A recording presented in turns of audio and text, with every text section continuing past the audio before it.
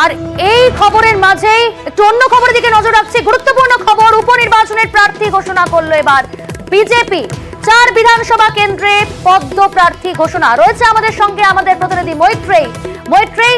কোথায় কোথায় কাকে কাকে প্রার্থী করা হলো? দেখো প্রিয়াঙ্কা, আজকে কিছুক্ষণ আগেই বিজেপি কেন্দ্রীয় কমিটির তরফ থেকে প্রার্থী ঘোষণা করা হয়েছে উপনির্বাচনের জন্য। যেটা জানানো হয়েছে বিজেপির তরফ থেকে, রায়গঞ্জ থেকে বিজেপির প্রার্থী হতে চলেছেন মানস কুমার ঘোষ, রানাঘাট দক্ষিণ থেকে প্রার্থী হতে চলেছেন মনোজ কুমার বিশ্বাস, বাগদা থেকে প্রার্থী হতে চলেছেন বিনয় কুমার বিশ্বাস এবং মানিকতলায় প্রার্থী হতে চলেছেন কল্যাণ চৌবে।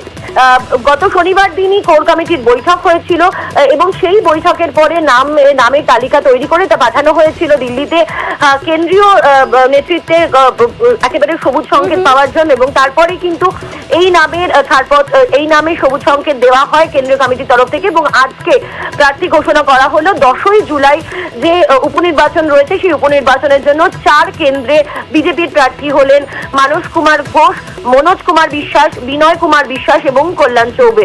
অর্থাৎ মানিকতলায় লড়াই করতে হতে চলেছে কল্যাণ চৌবে বিজেপির হয়ে লড়াই করতে চলেছেন। বেশ, আপনাদের জানিয়ে রাখবো 4 বিধানসভা কেন্দ্রে পদ্ম প্রার্থী ঘোষণা। মানিকতলায় ফের প্রার্থী করা হলো কল্যাণ চৌবেকে। বিজেপি প্রার্থী হলেন কল্যাণ চৌবে মানিকতলায়।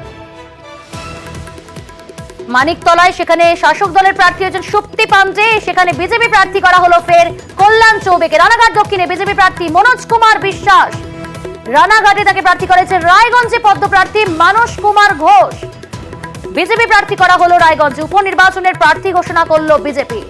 এই খবরের দিকেও আমরা নজর রাখবো। পাশাপাশি যে গুরুত্বপূর্ণ খবর, যে ভয়াবহ রেল দুর্ঘটনার খবরের দিকে আমরা সকাল থেকেই নজর রেখেছি, সেই খবর দিকেও কিন্তু আমরা নজর রাখবো। তবে এই মুহূর্তে আপনাদের জানিয়ে রাখলাম 4 বিধানসভা কেন্দ্র উপনির্বাচন, সেই উপনির্বাচনে পদ্ম প্রার্থী, সেই প্রার্থীদের নাম ঘোষণা করে দিল বিজেপি।